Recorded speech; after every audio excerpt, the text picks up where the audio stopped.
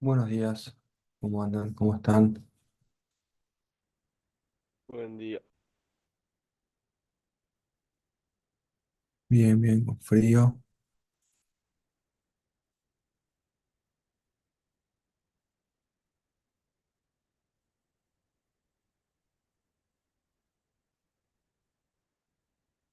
Más técnico con los auriculares.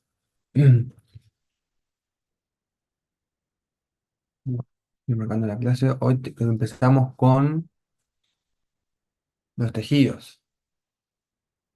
Terminamos de estudiar la célula y vamos a los tejidos.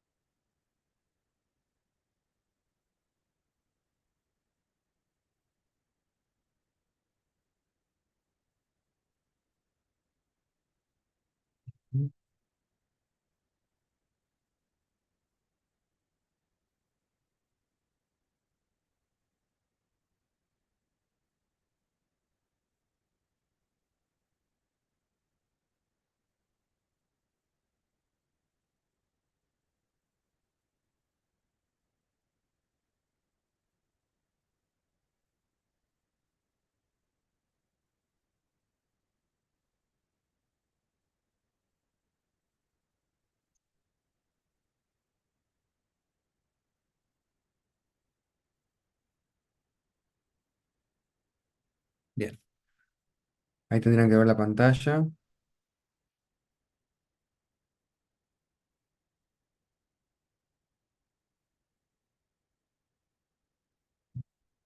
Bien. Hoy, como les comentaba, terminamos la clase pasada y hoy empezamos en la parte de los tejidos. Bien.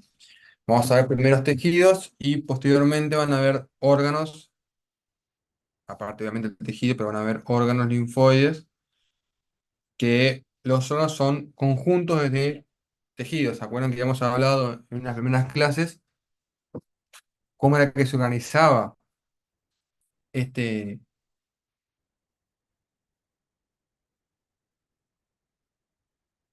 la diferencia de estructuras del cuerpo humano? Teníamos moléculas, células, tejidos y órganos y sistemas. Y ustedes ya vieron gran parte de la célula, las cosas más importantes por lo menos de la célula, y hoy vamos a finalizar viendo todo lo que es tejidos. Va, finalizando, vamos a comenzar bien.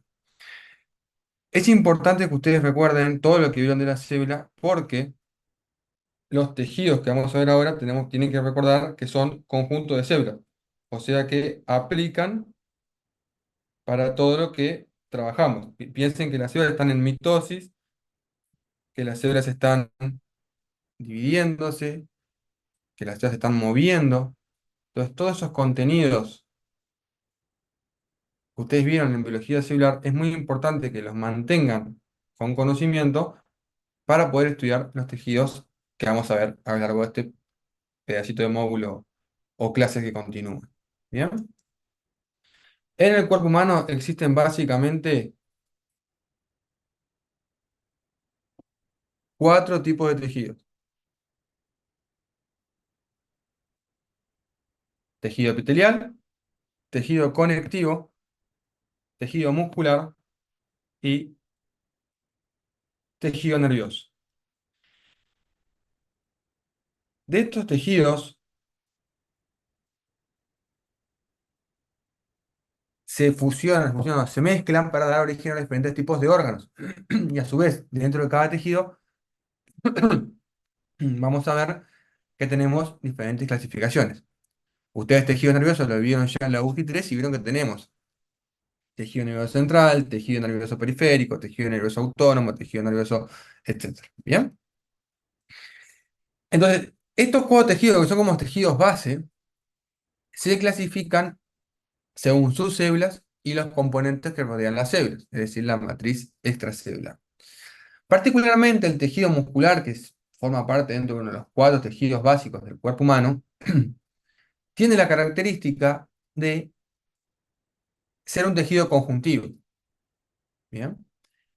Pero tiene tanta particularidad o es tan específico de tejido muscular que se clasifica como un tejido aparte, pero pertenece a lo que son los tejidos conjuntivos. Estos tejidos, tanto el muscular como el embrionar, como el epitelial y el conectivo y el nervioso, tienen algo en particular, que es que se originan de diferentes capas embrionarias. Ustedes no van a ver embrión como tal, pero dentro de el embrión, como somos un disco trilaminar,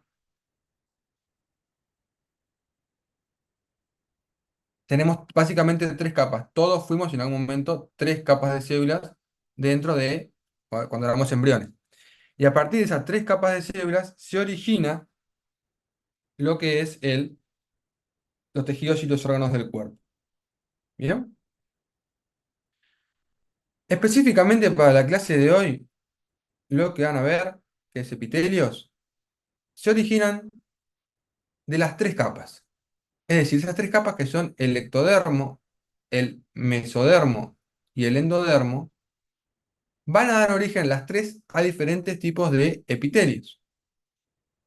Por lo tanto, todos los epitelios que tienen los órganos y que vamos a ver en la clase de hoy, que van a ver a lo largo del curso, se originan de estas tres capas. Fíjense que si será importante los epitelios que se originan de tres capas del embrión. O sea, hay tres sectores del embrión que originan a estas células. Hay tejido. Hay tejido, que son los epitelios, que tiene algunas características que lo definen, porque para poder decir que estamos frente a un epitelio, tenemos que, o el epitelio tiene que cumplir con algunas características, si no, de lo contrario, no es un epitelio, pasa a ser otro tipo de tejido. Estos epitelios tienen la característica de ser células que están adheridas entre sí. Están todas las células unidas a través de uniones intercelulares. ¿Bien? Poseen poca o escasa matriz extracelular, es decir, están tan adheridas entre sí que casi que no hay matriz extracelular. Es muy similar a lo que pasaba con el tejido nervioso. De hecho, el tejido nervioso, spoiler alert, es un tejido epitelial. En los tejidos epiteliales, como el tejido nervioso, las células están tan unidas entre sí por diferentes tipos de uniones, ¿bien? En el nervioso están unidas por sinapsis, que no son uniones como per se, pero son comunicación celular. Las sinapsis eléctricas sí son uniones, y están tan unidas que hay escasa matriz extracelular. Esto lleva a que en esa matriz extracelular no haya vasos sanguíneos, no haya otros elementos que puedan nutrir al tejido, por lo que los tejidos habitualmente habitualmente no, los tejidos por ese motivo es que son avasculares. ¿Bien? Estos, estos tejidos se encargan de revestir superficies, ya sea superficies internas o superficies externas del cuerpo, como por ejemplo puede ser la piel, o una superficie interna puede ser, por ejemplo, el estómago. Entonces, siempre que nos encontremos frente a una superficie, ya sea interna o externa, vamos a encontrar que tenemos un epitelio. ¿Bien? De hecho, el epitelio es una medida de protección frente a esos espacios internos o externos que van a proteger al órgano o al tejido. Todas las células del epitelio, o todos los epitelios, en realidad, no todas las células, perdón, todos los epitelios que vamos a analizar, se encuentran y presentan apoyados en una membrana basal. Vamos a ver qué es la membrana basal, que es una especie de tejido conjuntivo en el cual las células se apoyan y se adhieren a la membrana basal a través de uniones célula-matriz para generar mayor resistencia mecánica frente a los daños físicos. Cuando digo físico me refiero a la física, daños de que lesionan, no daños químicos, por ejemplo, un producto químico, o de ultravioleta, luz ultravioleta, o etcétera. Digo físicos. Entonces estos epitelios que están adheridos a la membrana basal, están las células juntas, unidas por abundantes unidades intercelulares, carecen de vasos sanguíneos, tienen algunas funciones particulares. Algunos de ellos pueden secretar diferentes compuestos, como por ejemplo saliva, como por ejemplo sudor, etcétera. Tienen una alta renovación, o sea, son células que se cambian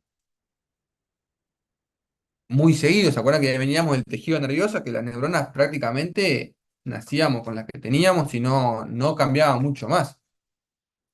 Y esto, a diferencia de eso, estos epitelios tienen una alta renovación. Debido a eso que cumplen la función de barrera de protección. Van a ser esos tejidos que van a proteger contra daños físicos externos o internos. Tienen la capacidad de secretar, pero también tienen la capacidad de absorber. Pueden absorber agua, nutrientes, metabolitos. Obviamente, cada epitelio va a absorber en una medida diferente, una tasa de velocidad diferente a otro epitelio, pero tienen la capacidad de absorber. Por lo tanto, cumplen la función de intercambio. Pueden intercambiar sustancias de un lado hacia otro, ¿sí? Hacia adentro del epitelio o hacia afuera del epitelio. También se encargan de transportar sustancias por el epitelio, a través de sus células o por el epitelio. ¿Bien? Y, como ya vieron en neuro, tienen capacidad sensitiva y sensorial. Ustedes vieron los mecanorreceptores, que muchos de ellos eran células epiteliales especializadas, y se encuentran en los epitelios y forman parte del tejido epitelial, porque son células modificadas, células epiteliales modificadas. Entonces, estos tejidos epiteliales, que para ser tejido epitelial tienen que cumplir con las funciones que hemos visto anteriormente, tienen diferentes funciones y están compuestos por diferentes tipos de células. Sin embargo, tenemos formas de clasificar a los tejidos epiteliales. Y tenemos dos tipos de tejido epitelial. Tenemos tejido epitelial de revestimiento y tejido epitelial glandular. Estos dos tipos de tejido son, se encargan de funciones diferentes. El de revestimiento tiene más función de protección y el de glandular tiene más función de secretar.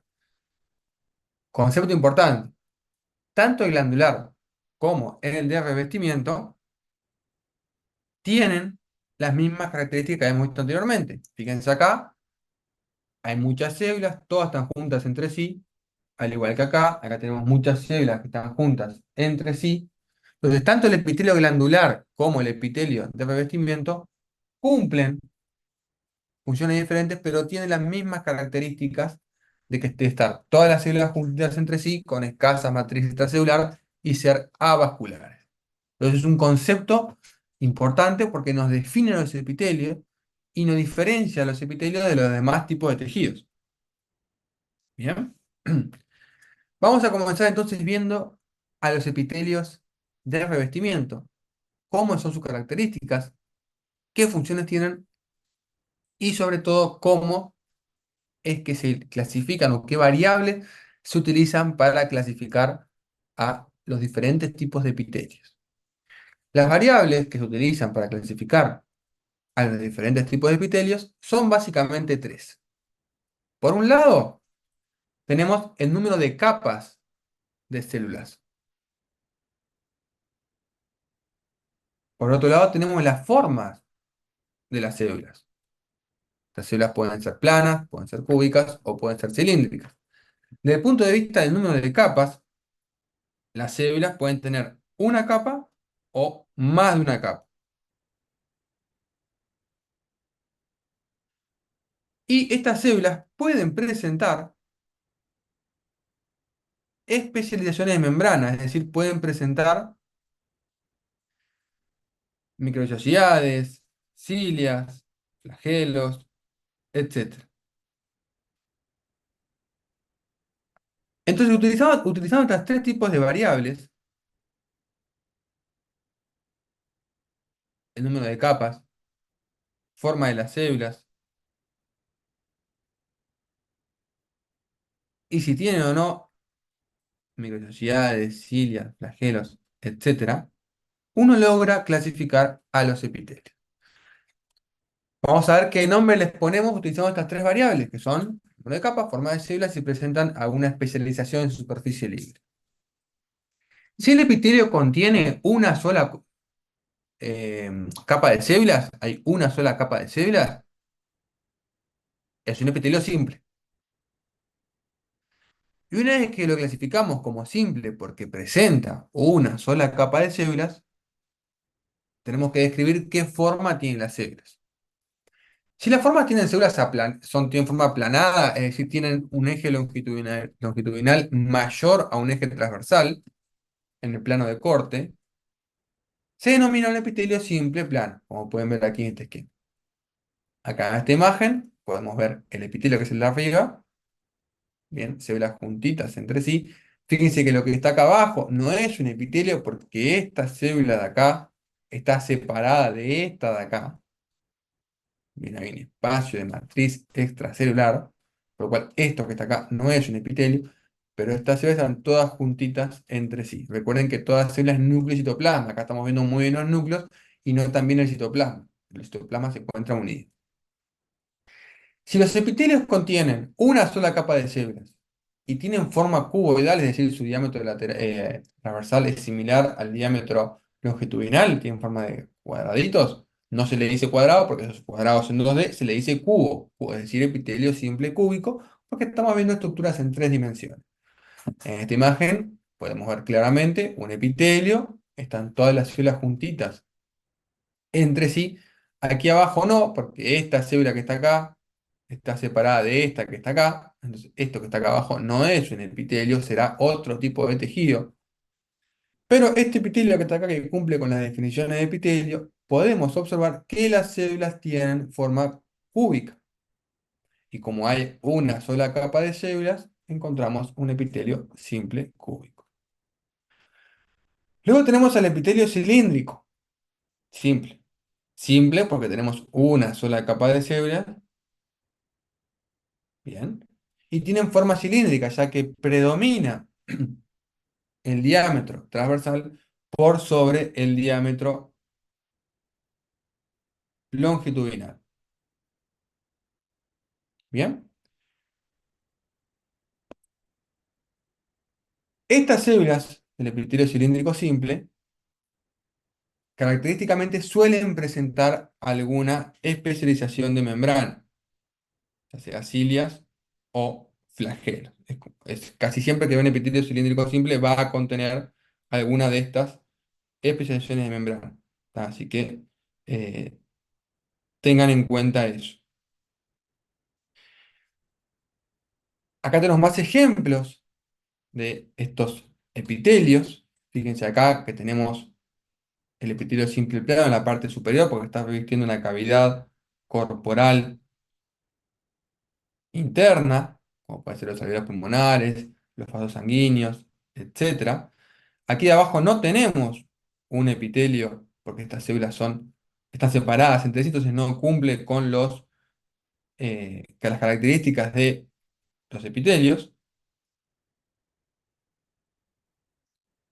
Acá tenemos un epitelio simple cúbico, fíjense cómo estas células están circunferenciando una cavidad, o sea, están revistiendo una cavidad, presentan una sola capa de células y tienen forma cúbica. Por lo tanto, esto es un epitelio simple cúbico. Más hacia acá abajo tenemos un epitelio simple porque tenemos una sola capa de células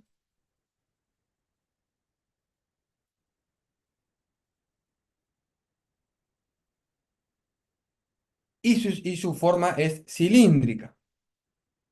Entonces, por eso es que le denominamos epitelio cilíndrico simple.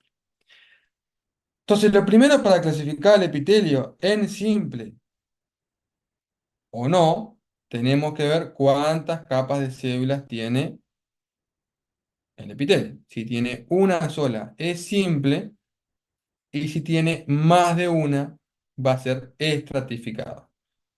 Cuando observamos un epitelio que vemos que tiene más de una capa, y no tiene, o sea, tiene más de una capa o dos o más capas, que es lo mismo, estamos frente a un epitelio estratificado. ¿Qué diferencia hay entre el epitelio simple y el epitelio estratificado? Si ustedes se fijan en el simple, en los esquemas, y también las imágenes, es lo mismo, todas las células contactan con la membrana basal. Es una característica propia de los epitelios simples. Todas tocan la membrana basal. Sin embargo, cuando miramos el epitelio estratificado, que tiene más de una capa de células, vamos a ver que hay células que no contactan la membrana basal. Sin embargo, cumplen las condiciones de epitelio, porque están todas las células juntitas entre sí, escasa matriz extracelular, pero no todas las células contactan con la membrana basal, ya que el epitelio presenta varias capas de células. Cuando decimos varias capas de células, estamos diciendo que hay una célula arriba de la otra. No estamos contando cantidad. Bien, acá tenemos dos células, acá tenemos tres, cuatro células, y acá tenemos muchas células. Y ustedes siempre cuando cuenten las capas de células para clasificar el epitelio, tiran una línea imaginaria vertical. Pues si yo acá tengo una línea acá, y yo cuento acá, tengo una, dos, tres células. Pero si cuento de este lado, tengo una, dos, tres, cuatro células. ¿Tá? Eso puede variar un poco. Pero sin embargo, ustedes tiran una línea y cuenten cuántas células tenemos una encima de la otra, que eso es lo que lo convierte en un epitelio estratificado. Una vez que establecimos que el epitelio es estratificado, tenemos que comprender la forma de las células. Ahora, si ustedes miran acá, en este epitelio que aparece acá, van a ver que las células de abajo tienen una forma cúbica, mientras que la célula de arriba tiene una forma cilíndrica. Y lo mismo sucede en este epitelio, una forma cúbica abajo y una forma más aplanada hacia la superficie. Por lo tanto, para clasificar los epitelios tenemos que decidir qué mirar, si la parte de abajo o la parte de arriba. Característicamente, se observa la parte superior de los epitelios, visualizando la forma que tienen las células que están contactadas con la superficie libre. Si las células tienen forma aplanada, será un epitelio estratificado plano. Si la célula tiene una forma cilíndrica, será un epitelio estratificado cilíndrico. Por lo tanto, el nomenclato del epitelio va a estar dado por la forma de las células de la parte más superficial del epitelio. ¿Bien? Acá tenemos ejemplos de un epitelio estratificado plano. Fíjense cómo tenemos varias capas de células una arriba de la otra. En el sector basal, las células son más cúbicas, mientras que en el sector apical las células son más aplanadas. Acá tenemos un ejemplo de un epitelio estratificado cilíndrico. Fíjense cómo las células en la parte basal son más cúbicas, mientras que en la parte apical son más cilíndricas. Y acá tenemos un epitelio estratificado cúbico donde ambas células, tanto las basales como las superficiales, tienen forma cúbica. ¿Bien? Para ustedes, en la etapa de formación en la que están y en el curso en el que están, solamente van a ver epitelios estratificados planos.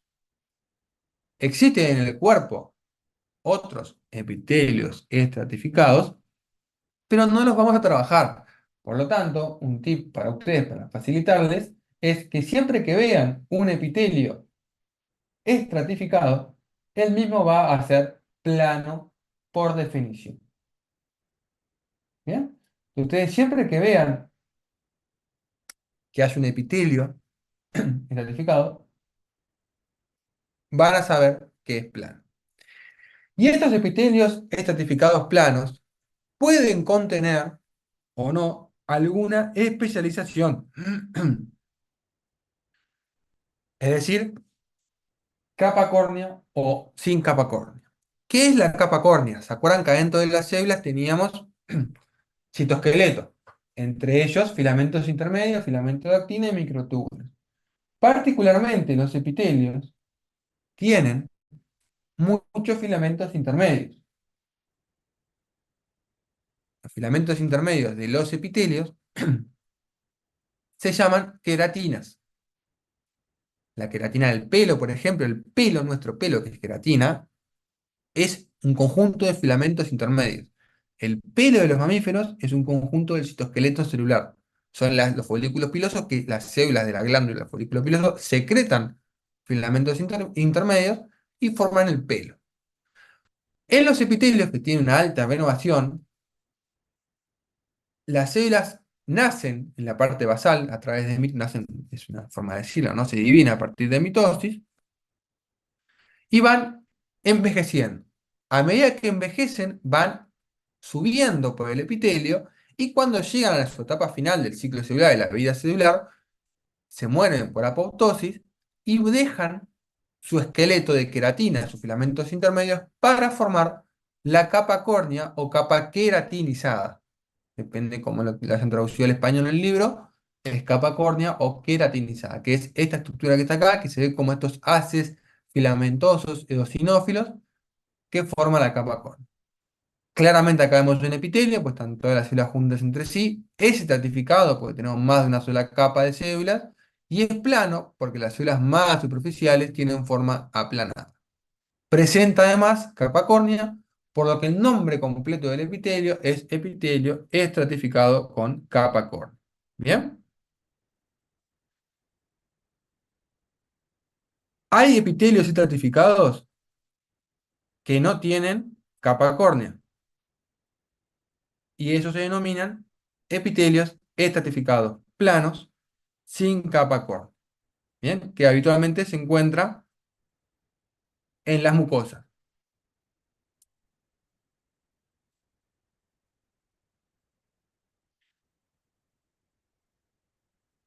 ¿Hasta acá se entendió bien? Sí, profe. Bien. Hasta acá es fácil, porque es muy sencillo de clasificar los epitelios. Pero empiezan a aparecer algunas situaciones que nos hacen que se complique más de clasificar a los epitelios. Como es, por ejemplo, el epitelio pseudoestratificado, cilíndrico, con cilios, como van a ver después. ¿Qué tienen los epitelios pseudoestratificados? Si se fijan en el esquema, ¿qué encuentran? A ver, díganme ustedes en el esquema, ¿qué encuentran de característica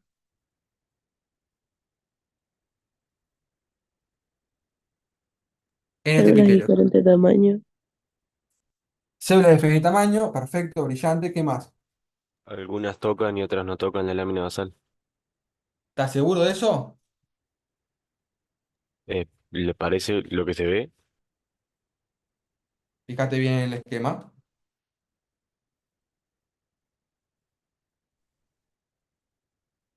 Si vos te, Toca la vos te lámina fijas- basal, pero no alcanza la superficie. Ahí va. Si ustedes se fijan acá en el esquema, tal vez lo que creo que era, no me di cuenta quién me habló, creo que era Gabriel. Ustedes se fijan, esta célula que está acá, o esta que está acá, ustedes me pueden decir, no, pero esa célula no toca la membrana basal porque en el esquema parece como que no. Sin embargo, la célula se continúa con esta puntita que aparece acá negrita. O sea, esto es una continuación de la célula, porque está unida a estas dos células. Entonces, acá hay un pedacito chiquitito que toca la membrana basal. Entonces, como bien dijeron por ahí, en los epitelios pseudoestratificados, todas las células contactan con la membrana basal. ¿Bien? Todas contactan con la membrana basal. Pero hay algunas células que no llegan al contactar la superficie libre. Fíjense que estas células que están acá abajo no llegan a contactar con la superficie libre. ¿Bien? Esto a su vez genera que las células estén todas a diferentes alturas. Va, sus núcleos. Estos núcleos que están acá se encuentran a mayor altura que estos núcleos que están acá. Por lo tanto, aparenta ser pseudo estratificado cuando uno lo mira, porque va a encontrar células que están a diferentes alturas, muy similar a lo que pasa en el estratificado. Pero si uno mira con mayor detalle, va a observar que las células todas contactan con la membrana basal, como se puede ver aquí, membrana basal, y todas las células que aparecen aquí, aunque no se note muy bien en la imagen, van a contactar con la membrana basal. Entonces, esta es una variabilidad de epitelio que se denomina pseudoestratificado porque aparenta ser estratificado, pero no lo es porque la condición para ser pseudoestratificado es que todas las células contacten, perdón, para ser estratificado, la condición es que no todas las células contactan con la membrana basal. Y en este epitelio pseudoestratificado, todas las células contactan con la membrana basal. Bien, es una de las características de los epitelios pseudoestratificados. ¿Se entendió cómo clasificar los epitelios pseudoestratificados? Porque el otro epitelio más complejo de analizar es el epitelio de revestimiento o epitelio transicional. Bien, este epitelio transicional en realidad es un epitelio estratificado, como pueden ver en las imágenes. Presenta varias capas de células en donde no todas las células contactan con la membrana basal. Bien, por lo tanto sería estratificado. Pero ¿qué es lo que pasa en este epitelio? La cantidad de capas de células va a variar según qué tan lleno o qué tan vacío esté el órgano, que en este caso es el sistema urinario, cualquier órgano del sistema urinario, riñones, uretra, vejiga. Entonces, este epitelio, que es estratificado por definición, presenta variabilidad en la cantidad de sus capas, es decir, que transita de un estado a otro, donde incluso puede convertirse en epitelio simple plano, porque se pueden separar tanto las células entre sí, quedando una sola capa de células y bien aplanadas. ¿Cómo diferenciamos o cómo distinguimos al epitelio de transición o urotelio frente a un epitelio estratificado? Lo logramos observando estas células que aparecen acá, que son las células en sombrilla o las células endogiel, que tienen aspecto cupuliforme, se ven como una cúpula que sobresale de la línea de base del epitelio. Esta es la forma que tenemos de distinguir al epitelio de transición del epitelio estratificado. Acá les dejo una tablita que está en el libro, obviamente, de cómo son los diferentes tipos de epitelio, qué características tienen en sus células, dónde se pueden ubicar y cuáles son sus principales funciones. Es un poco lo que dijimos, pero a forma de esquema para que ustedes lo puedan visualizar de forma más conveniente. ¿Se entendió cómo clasificar los epitelios?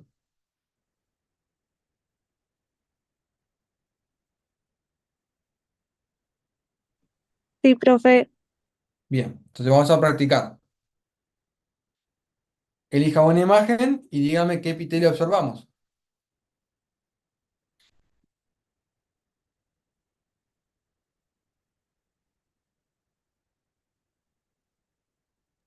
La de arriba a la izquierda es simple, cilíndrico. Este de acá. Sí. ¿Dónde ves el epitelio? Creo que no sé si es Miranda que está hablando, estoy jugando por la voz, ¿eh? Eh, ¿Dónde ven el epitelio cilíndrico? ¿Dónde lo verías, Miranda? O quien habló. Ahí rodeando algo, no sé. Si uno mira esta imagen, va a encontrar, por ejemplo, Para mí muchas es células. cúbico. Para ti, Victoria, es Para mí es cúbico. cúbico y no cilíndrico. Ah, Si uno cúbico, mira esta cúbico, estructura quise que está decir. acá, va a observar células juntitas entre sí, una al lado de la otra, y las células tienen forma cúbica, por lo cual estoy de acuerdo con Victoria que es un epitelio simple cúbico. Y si uno mira, por ejemplo, esta estructura que está acá o esta que está acá, va a observar que tenemos células juntitas entre sí, pero tienen forma aplanada. Por lo cual encontramos acá a epitelios simple plano. En esta imagen tenemos dos tipos de epitelios: epitelio cúbico simple y epitelio simple plano. En la imagen de abajo, ¿cómo clasificaban el epitelio?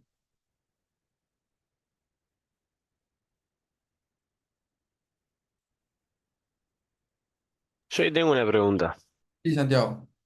porque yo diría que plano es, eso estoy seguro. Ahora, nosotros para identificar cuál es la lámina basal, ¿qué vemos? ¿La parte cromófoba?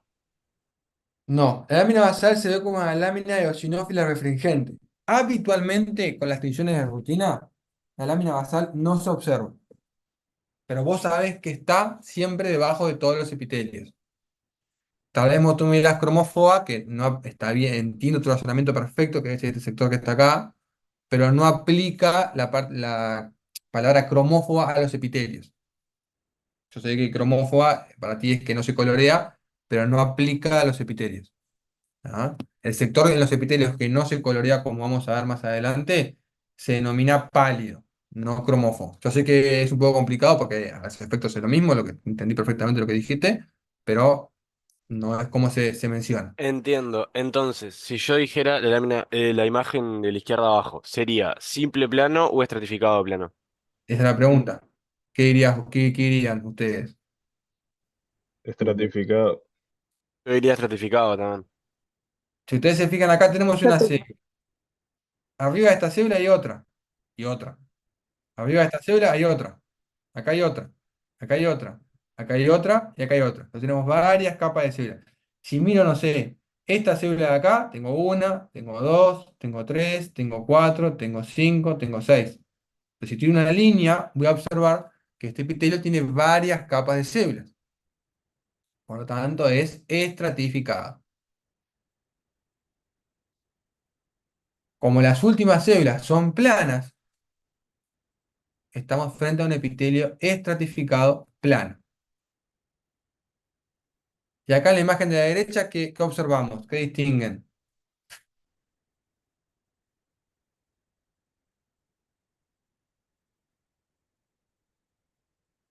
Es cilíndrico seguro. Bien, es cilíndrico seguro, estoy de acuerdo contigo. Vemos unas células que son claramente cilíndricas. ¿Y cuántas capas de células hay? Parece haber una. Tenemos una célula, acá tenemos otra, acá tenemos otra, acá tenemos otra, acá tenemos otra, y vamos así. En algunos sectores, tal vez aquí se mezcle un poco más porque está como más chanfleado el epitelio, pero en la mayoría del epitelio parece haber una sola capa de células. Y fíjense algo importante: los núcleos están todos al mismo nivel. ¿Ah? Esto que les voy a decir ahora es un montón, pero para que entiendan por qué a veces puede aparecer esto. Estas células que están acá no son células epiteliales, ¿ah? Son linfocitos y se denominan linfocitos intraepiteliales que se encuentran en los epitelios de la mucosa. Habiendo dicho esto, olvídense de eso, ¿tá? Es para que entiendan qué es lo que soy y no piensen que les estoy mintiendo. El tema es que ustedes están viendo algo muy básico de los tejidos y es difícil a veces explicar algo tan básico habiendo cosas tan complejas como los linfocitos intraepiteliales. ¿Tá? Pero la mayor, si sacando estos linfocitos, los sacamos, nos quedamos con esta imagen, vamos a observar que las células tienen todos los núcleos al mismo nivel. Ojo que estas manchas que están acá no son núcleos. Vamos a ver luego qué es lo que son. ¿Bien? Entonces, pudimos clasificar y reconocer a cada uno de los epitelios. Estos epitelios que tienen la característica de presentar células juntitas entre sí. ¿Bien? Y estas células que están juntitas entre sí lo logran gracias a que tienen uniones y especializaciones de membrana. Es decir, tienen algunas especializaciones de membrana apicales y otras laterales y otras basales. El hecho de que la célula tenga cosas diferentes en su parte apical, en su parte basal, en su parte lateral, genera que haya una polaridad. Nosotros los seres humanos somos seres polares. Y cuando digo polares no nos referimos a que nos disolvemos en agua, sino que tenemos una polaridad. Nuestra cabeza es diferente a nuestros pies. No somos polares. Nadie, o sea, nadie en su sano juicio va a dibujar a un humano con la cabeza apoyando el piso. Todos dibujamos a un humano con los pies en el piso. En muchas células eso no pasa. Bien, por ejemplo, no sé, las neuronas, algunas son polares, otras no. La glía no es polar, vieron que los astrocitos no tienen apolaridad, están para todos lados, no hay un sector arriba y abajo del astrocito. Ahora, la neurona sí puede ser polar en algunos casos. En algunos casos puede ser multipolar. Bueno, las células de los epitelios son polarizadas, tienen diferentes polos: polo lateral, polo basal y polo apical. ¿Bien? Cada uno de estos polos se denominan dominios y dentro de los dominios presentan diferentes características. Por ejemplo, en el dominio apical pueden tener microvellosidades, cilios o estereocilios. Bien, estas son las tres tipos de especializaciones de membrana plasmática apical que pueden presentar las células. Las microvellosidades son prolongaciones cortas que están compuestos por filamentos de actina. Como pueden ver acá, tenemos una célula cilíndrica que está polarizada, presenta microvellosidades en el polo apical y no en el polo basal. Y cuando hacemos un aumento de esa microvellosidad, vamos a ver que es una prolongación de membrana plasmática en el cual tenemos citoesqueleto de actina. Esta misma imagen la podemos ver en microscopía electrónica de transmisión. Fíjense, prolongaciones cortas de la membrana plasmática que en su interior tienen filamentos de actina que no se pueden visualizar adecuadamente con esta técnica. Por otro lado, cuando miramos las microvellosidades al microscopio óptico, como ven acá, ¿qué epitelio es este?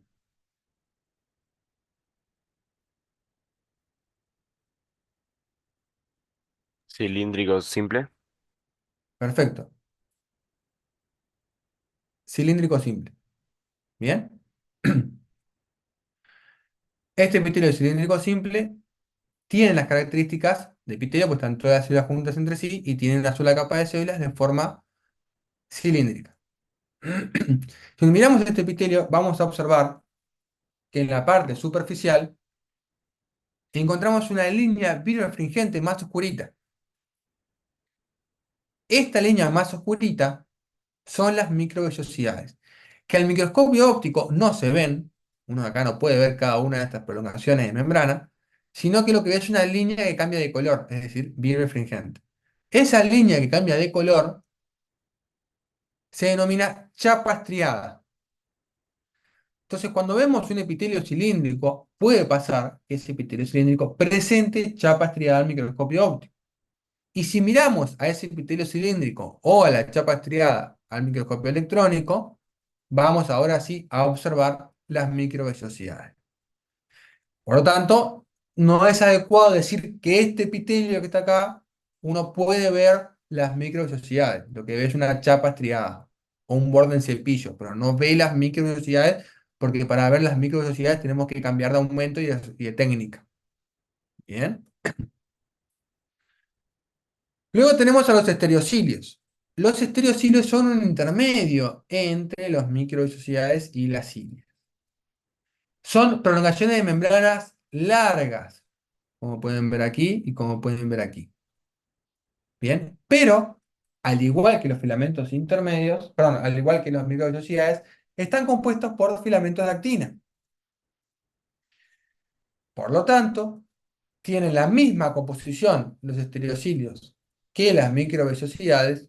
La única diferencia es que los estereocilios suelen ser más largos que, que las microvellosidades.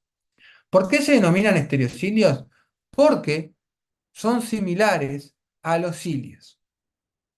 Los cilios son prolongaciones largas de la célula. Acá claramente a microscopía óptica, este epitelio pseudo-certificado, cilíndrico, ciliado, se pueden ver claramente cada uno de estos cilios. Por supuesto, en microscopía electrónica se ve mucho mejor.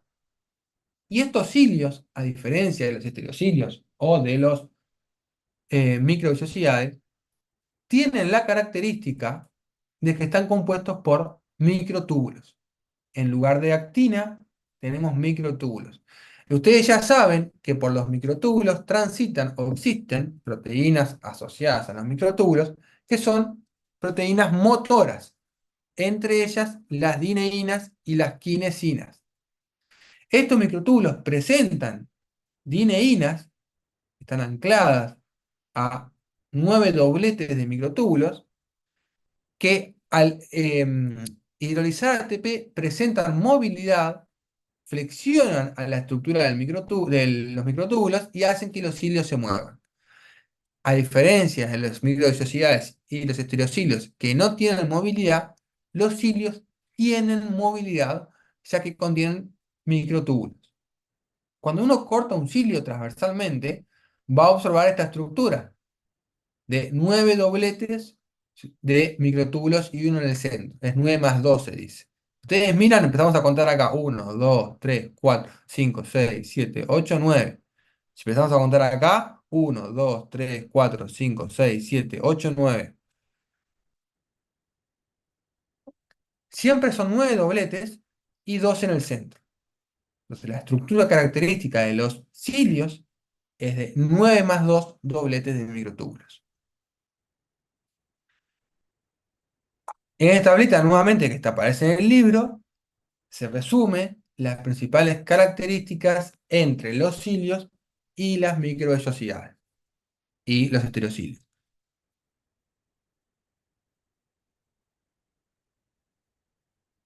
¿Se entiende?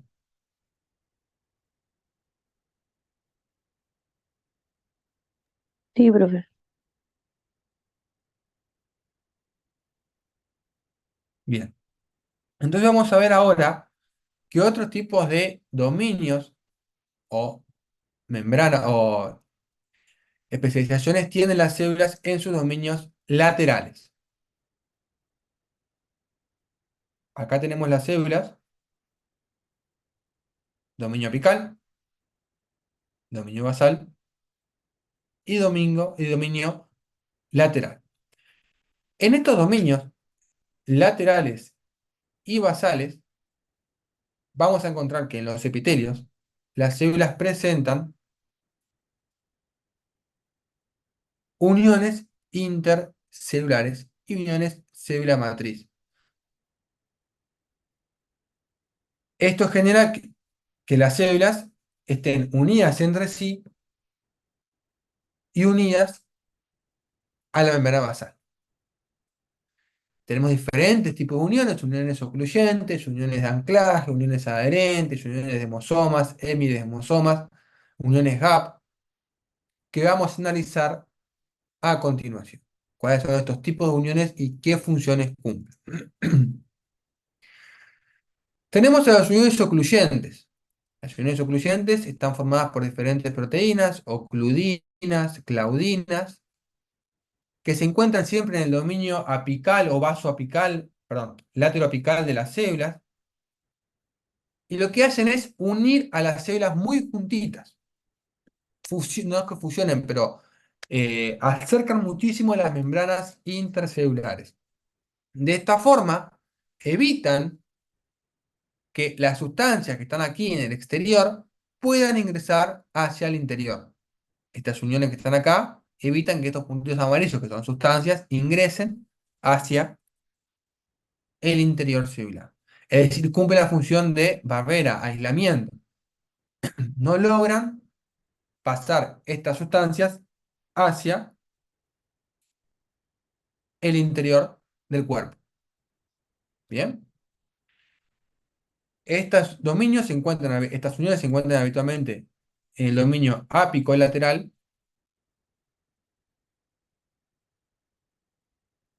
y tiene esta función de protección para evitar que no pasen las sustancias hacia el interior del cuerpo.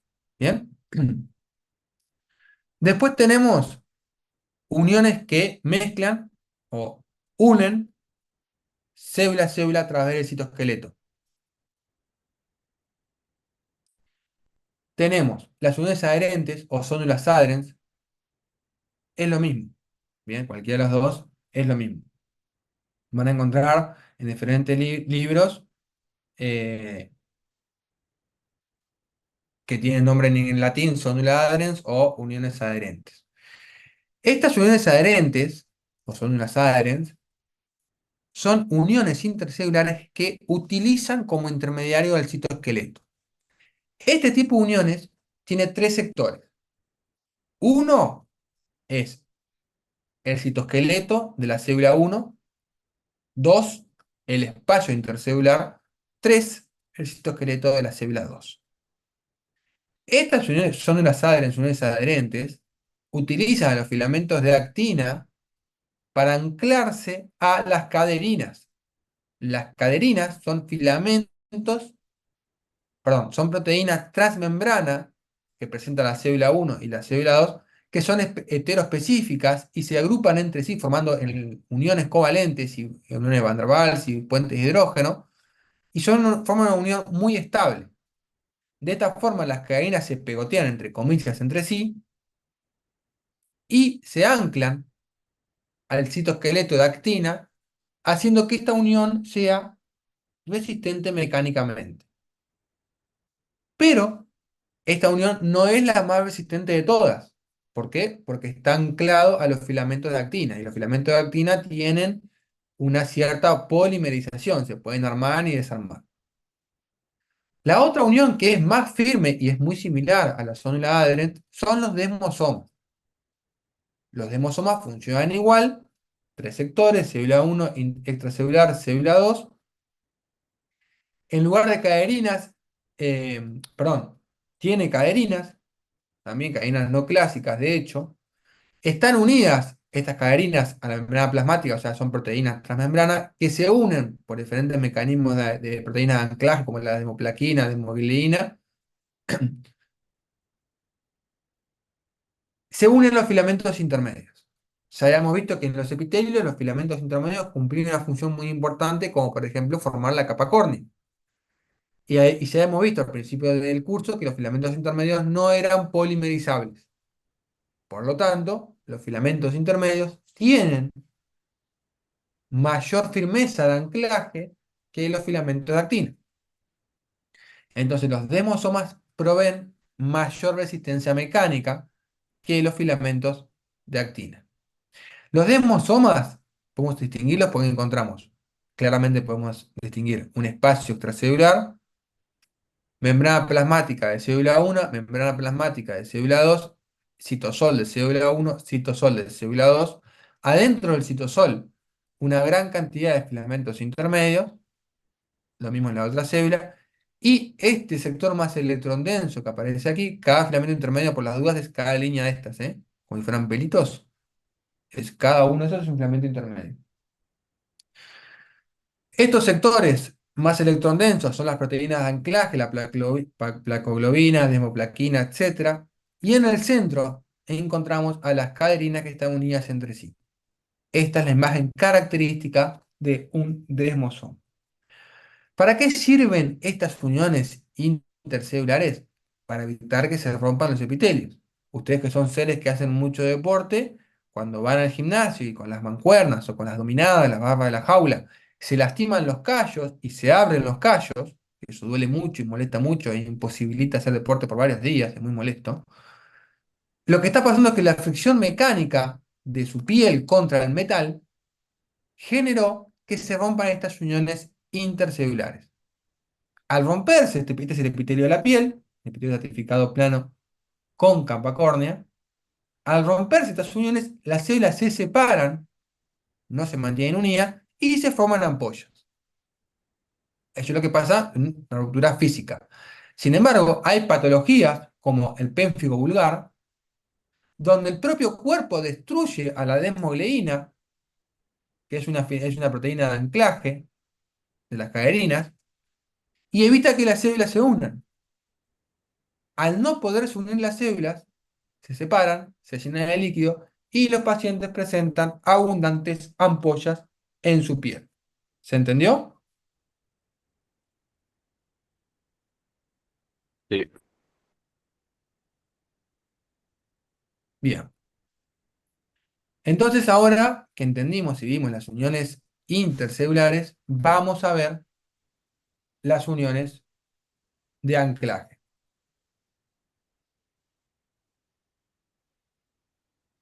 Las uniones de anclaje son uniones célula matriz. Unen a la célula con la matriz extracelular y específicamente con la lámina basal. Estas uniones de anclaje pueden ser hemidesmosomas, que ya se lo dice la palabra, es igual que el desmosoma, exactamente igual. Tiene filamentos intermedios, tiene desmoplaquina, desmoglobina, placoglobina, etcétera. Aquí lo pueden ver, son electrón densa, filamentos intermedios. Pero ¿qué es lo que falta? Falta el otro desmosoma de la otra célula. Como aquí no hay otra célula para unir, no tenemos un desmosoma completo y lo que tenemos es un hemidesmosoma. ¿A quién se une esta célula? A la membrana basal. La lámina basal contiene proteínas de anclaje que unen a esta célula con su matriz extracelular. La otra unión que tenemos,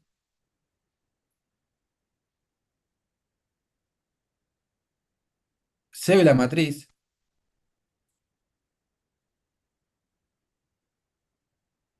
son los contactos focales. Los contactos focales utilizan, al igual que las ondas adherens, los filamentos de actina. Pero esta vez no unen célula a célula, sino que unen célula matriz. Y se denominan contactos focales porque se ven como zonas de contacto parchadas, aisladas o focales en la membrana basal de las células. Y unen nuevamente a la célula con la membrana basal. Todas estas uniones que estamos viendo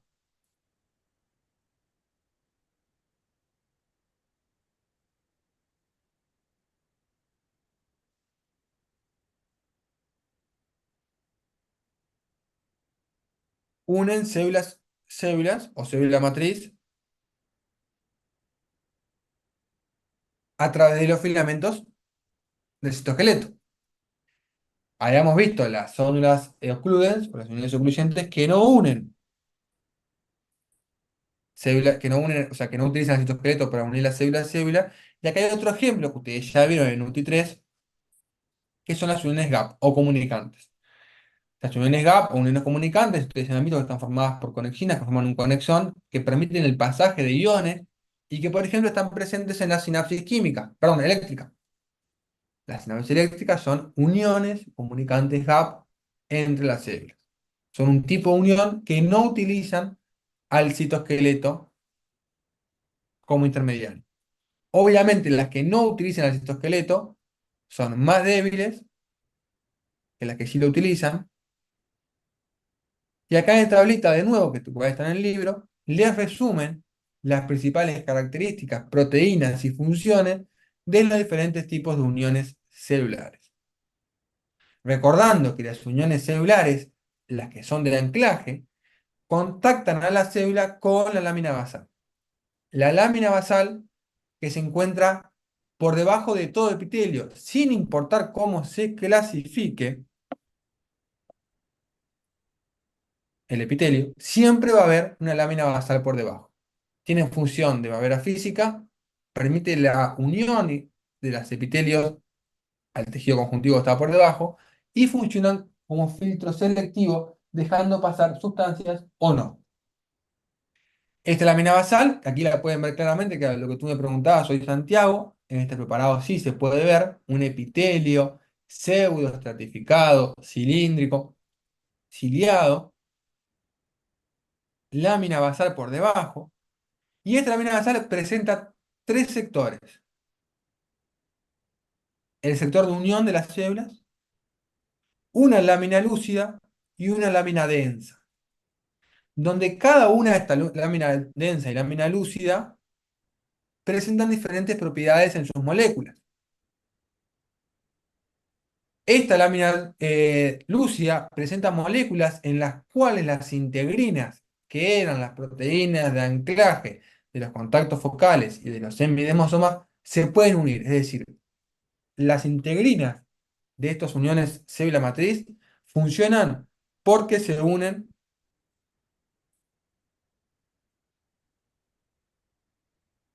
a las proteínas que están en la lámina lúcida.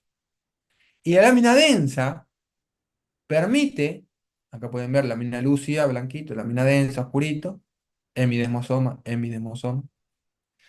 La lámina densa permite que las proteínas del tejido conjuntivo que está por debajo de los epitelios se una a esta lámina basal. Entonces, la lámina basal funciona como un puente de unión entre el epitelio y el conjuntivo que está por debajo de los epitelios.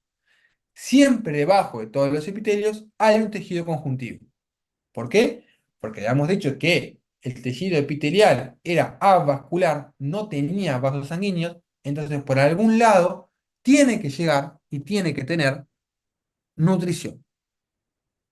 Esa nutrición está dada por los vasos sanguíneos que están presentes en el tejido conjuntivo que está por debajo de la lámina basal del epitelio.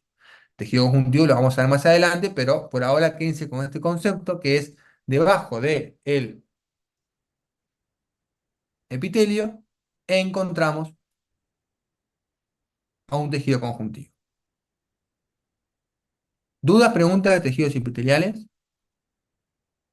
Sí, yo tengo uno. Sí, Santiago, decime. Fue lo único que no entendí. La capa córnea, más o menos, ¿cuál es su función? La capa córnea de protección. O sea, es una Estrictamente capa que protección. protege y es impermeable. Sí. Ok. ¿Más preguntas? ¿Para qué sirve que se muevan los cilios?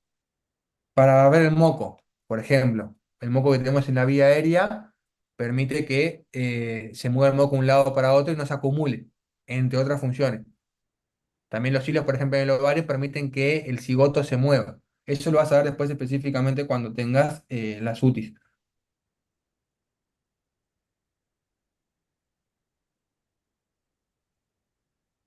¿Más preguntas?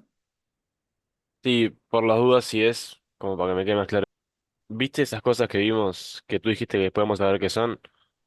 Como Sí, en el simple cilíndrico. sí. ¿Puede ser que sean glándulas sebáceas? No, Eso, estas manchitas blancas que ¿no? están acá Ok. no. Son glándulas, no son sebáceas. Ahora lo vamos a ver. Ahora venimos con tejidos glandulares y vamos a ver qué son esas cositas que tú decís. Antes de comenzar tejidos glandulares, y dado que ya voy una hora de que los estoy aburriendo y estoy hablando, vamos a tomar un pequeño recreíto. ¿Cuánto precisan de tiempo? Son 10:05. Delegados, delegadas.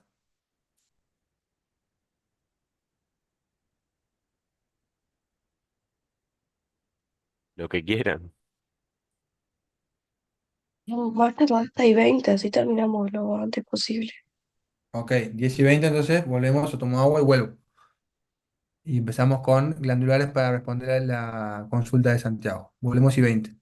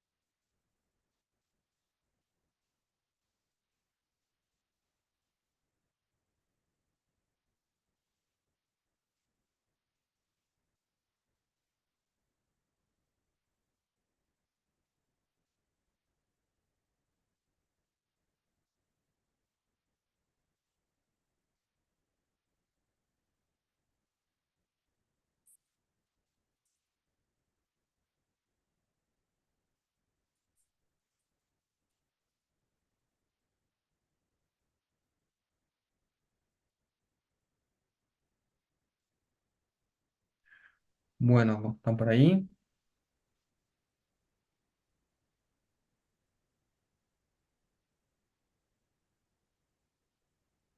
Mira que vayan Creo que llegando, me sí. avisan. Bien, gracias, Viti. Vito. Bueno, vamos entonces a continuar con los tejidos epiteliales y vamos a analizar, si vemos los tejidos epiteliales de revestimiento,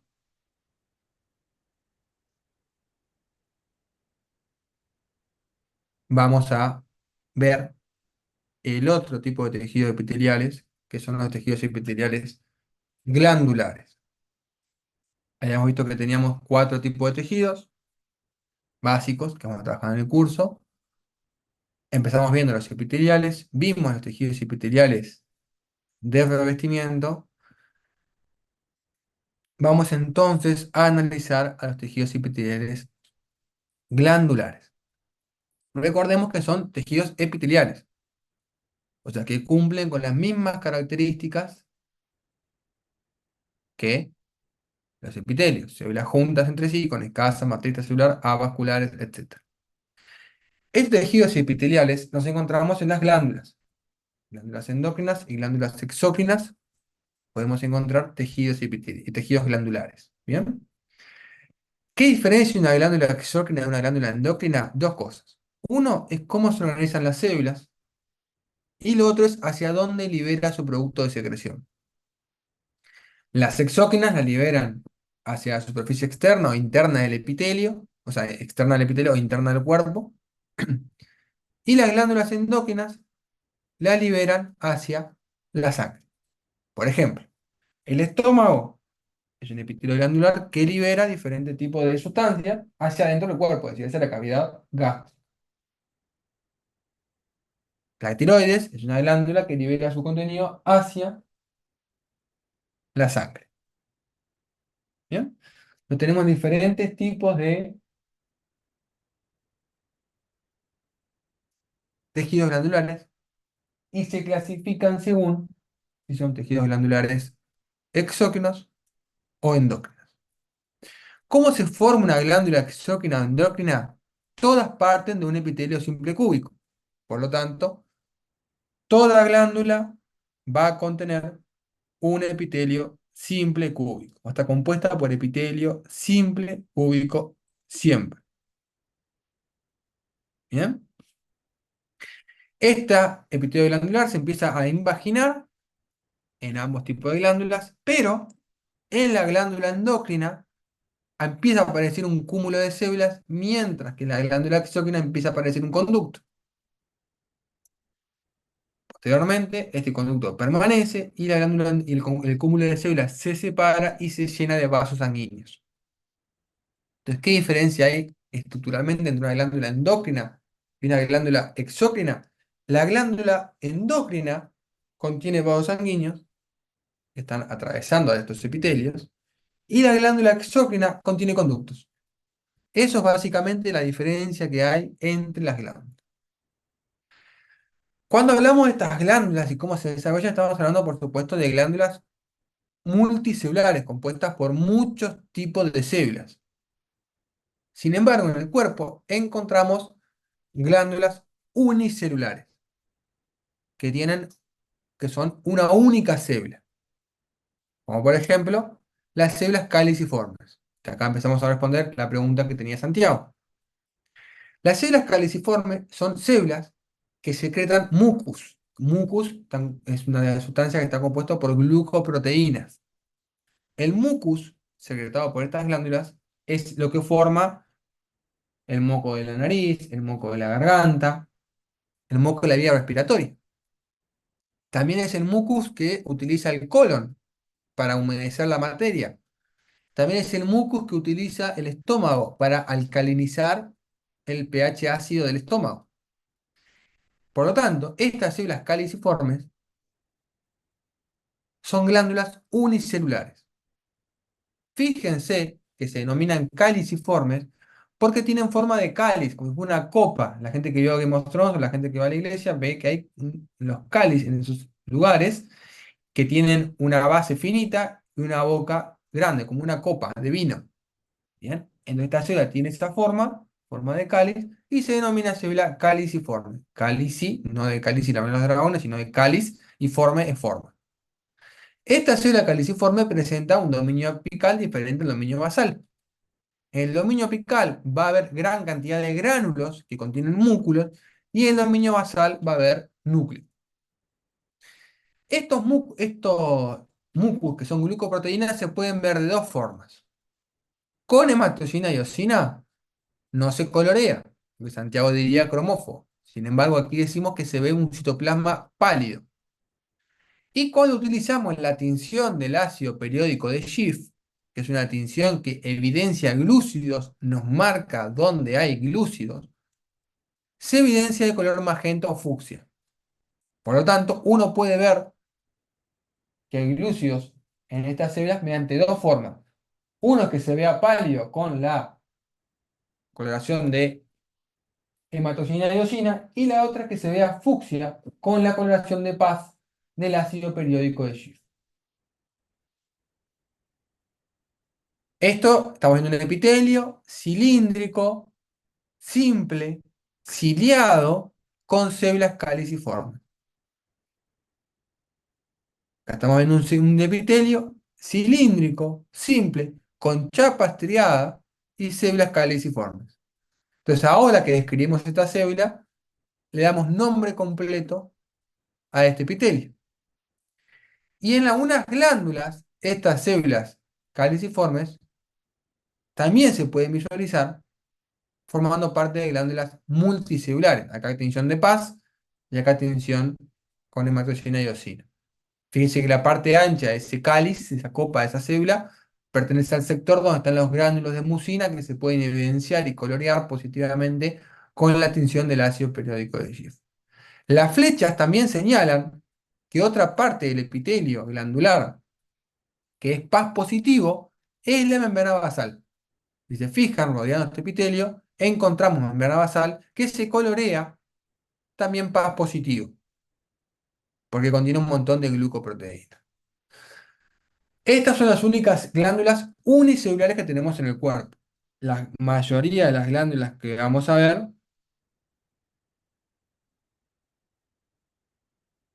son glándulas multicelulares. ¿Bien? Estas glándulas multicelulares que presentan una porción excretora y una porción conductora. Habíamos dicho que las glándulas exócrinas multicelulares tenían un conducto y tenían una porción secretora. Como todas presentan conductos, la forma de clasificar a estas glándulas es utilizando su porción secretora. Esta porción secretora se puede clasificar en acinos, que son estructuras redondeadas con una luz pequeña,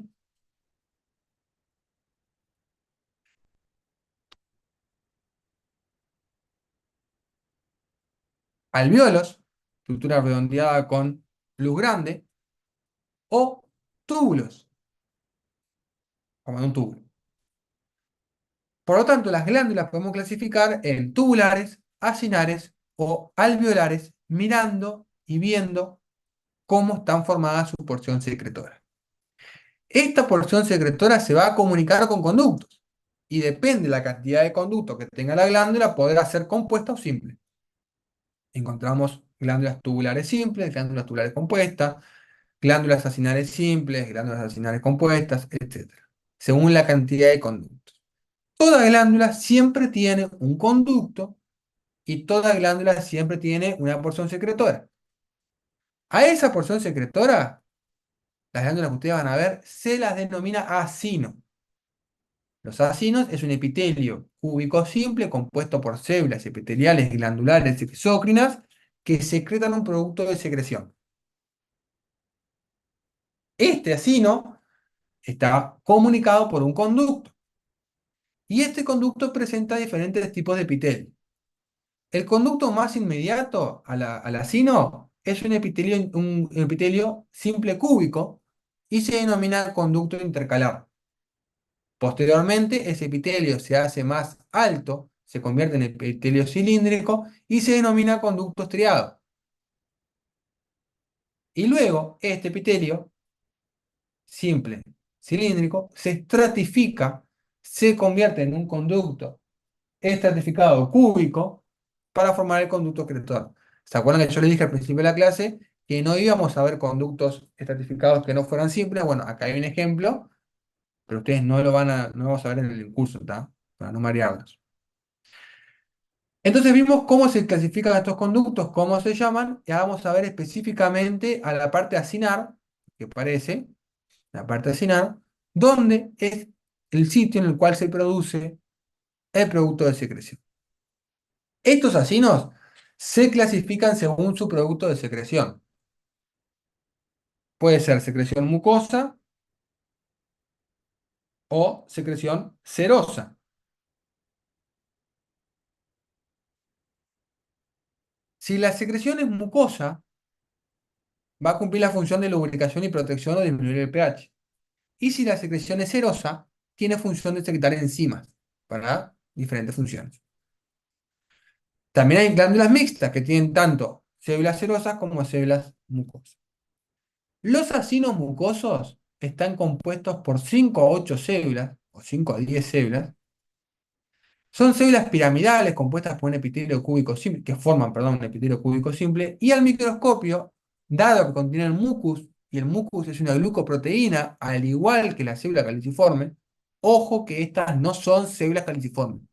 Tienen un producto de secreción muy similar a las células caliciformes, pero no son células caliciformes.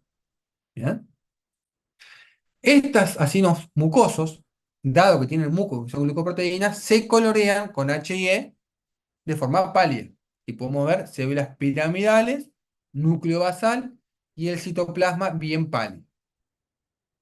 Si a estas células yo las coloreo con el ácido periódico de Schiff, las vería Paz positivas. Entonces, el ácido mucoso compuesto entre 8 a 10 células, o 5 a 10 células, células pálidas con Hie, núcleo basal, forma triangular, epitelio simple cúbico. Los acinos serosos se diferencian de los mucosos en que no se observan pálidos. Dado que secretan proteínas, y las proteínas tienen carga, se colorean con Hie con la hematoxilina. Entonces hacen que las células se vean más violetas, más oscuras. Es así que encontramos que los acinos serosos son células basófilas. También tienen una polaridad. En su sector apical contienen granos de secreción enzimática, como podemos ver aquí, que fíjense que la célula tiene como puntitos, y en esta pixelada la imagen, pero tiene como puntitos. Estos puntitos son los gránulos. Y en el sector basal encontramos al núcleo. También tienen forma piramidal, todas estas células, y en su conjunto conforman un epitelio simple cúbico.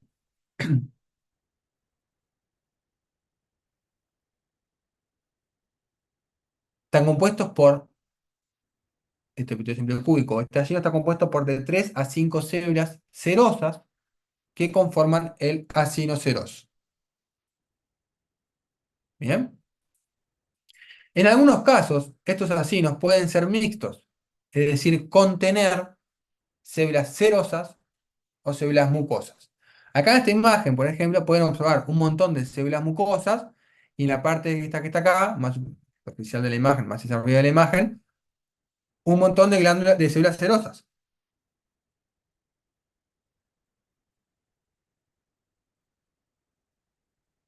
Este acino es mixto porque contiene células serosas y células mucosas. ¿Bien?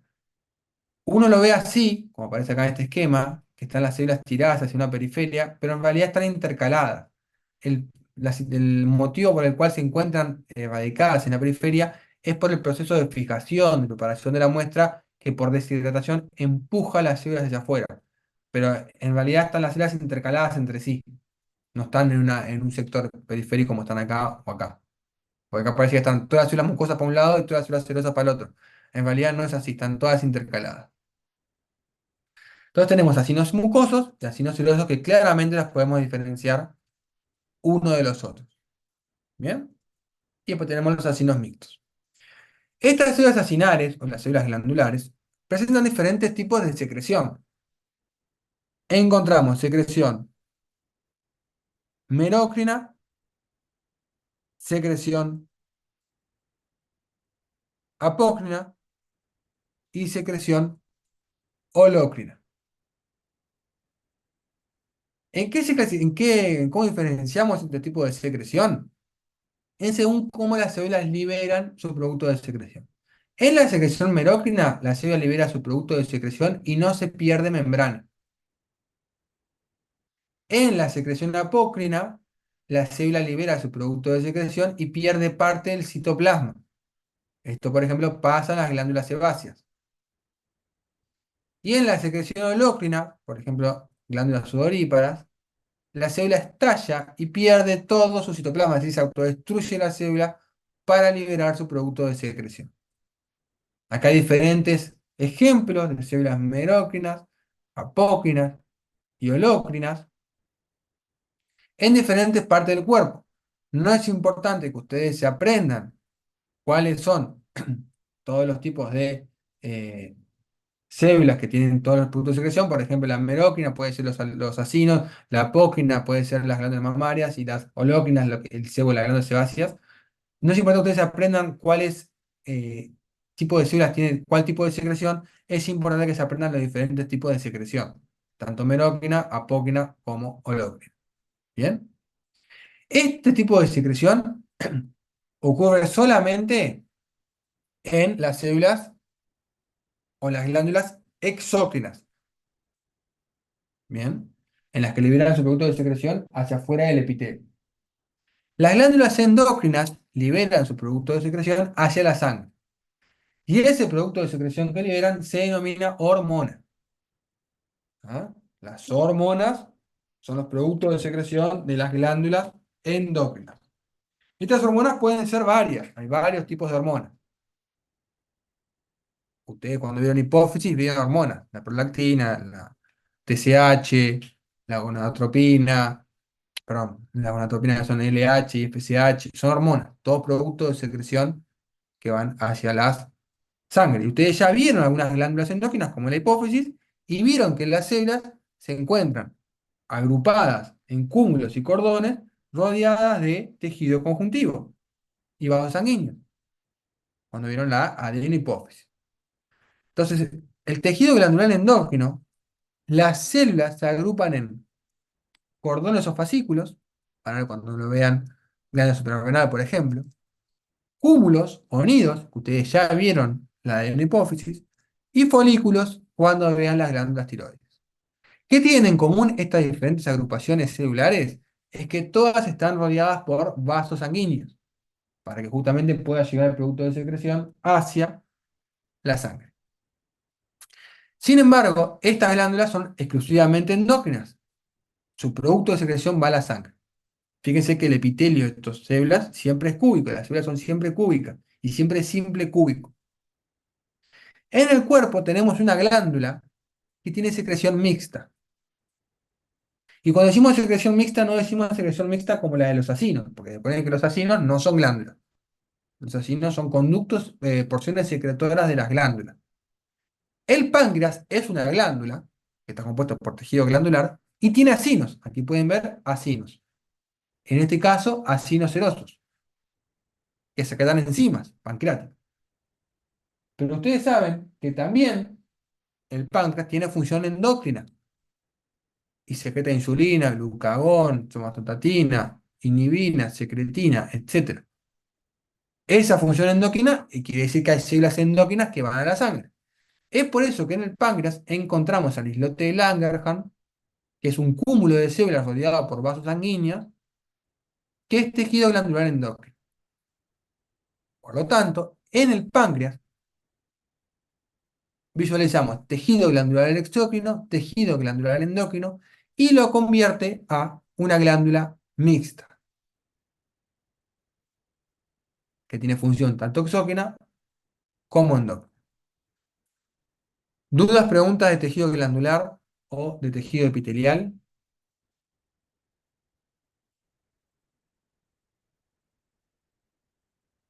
Santiago, ¿quedó claro la diferencia o lo que eran esas manchitas que habíamos dicho que ahora sabés que son células caliciformes? Sí. Ah, una pregunta. Sí, Por ejemplo, cuando hablamos de pleuras o de capas, o sea, sí, de capas serosas, ¿ahí también hay glándulas que secreten esa cera o ahora sea, esa no, cerosa no? no, Por cuando vos ejemplo, decís, sí, dale, tenemos pleura sí, parietal y visceral. no. La serosa en ese caso viene de anatomía, porque se visualiza como una lámina brillante, como si tuviera cera. Ah, pero no Tiene tiene, no es serosa. que No tenga. tiene nada, no, las serosas, por ejemplo, la pleura, otros, el peritoneo, meninge, etcétera, están compuestos por un epitelio simple plano. Ok. ¿Tá? Epitelio simple plano y no tiene glándula, no secreta nada la serosa. ¿Más dudas, preguntas que tengan? La secreción de las tubulares, eh, Sí, o las que tienen conductos, más bien, ¿a dónde es que sí. van? Hacia afuera del cuerpo o hacia adentro del cuerpo. Por ejemplo, la glándula sebácea va hacia la piel, hacia el exterior del cuerpo, el mundo externo. Las glándulas tubulares del estómago va hacia el interior del estómago. El objeto, la cuestión es que siempre vaya afuera del cuerpo. El tema que para ustedes tienen que entender que el afuera del cuerpo, decir afuera del cuerpo es muy ambiguo. ¿Tá? Porque, por ejemplo, la saliva está en la boca, ¿está dentro o afuera del cuerpo? Afuera. Está afuera, pero para la gente común está dentro. Pero el cuerpo son los tejidos, son los órganos. Entonces, si algo no está dentro del tejido, está afuera. Entonces, la gente cuando, en realidad vos cuando comes un pedazo de pan, la gente piensa que lo mete adentro del cuerpo, pero en realidad yo si te meto una pinza te puedo sacar el pedazo de pan. O sea, que adentro de tu cuerpo no está. Recién el intestino, a través de la absorción, va a ingresar esos nutrientes de pan hacia adentro del cuerpo. Entonces siempre los conductos van a ir hacia afuera del cuerpo, ya sea una cavidad o el exterior del cuerpo.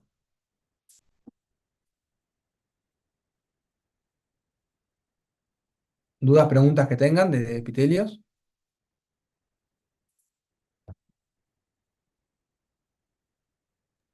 No,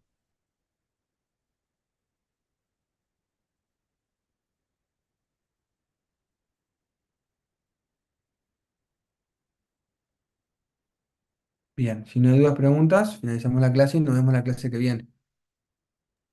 O chao, sea, profe, que pase bien. uno un tiempo y si no mañana. Que pase muy bien. Chau, chau.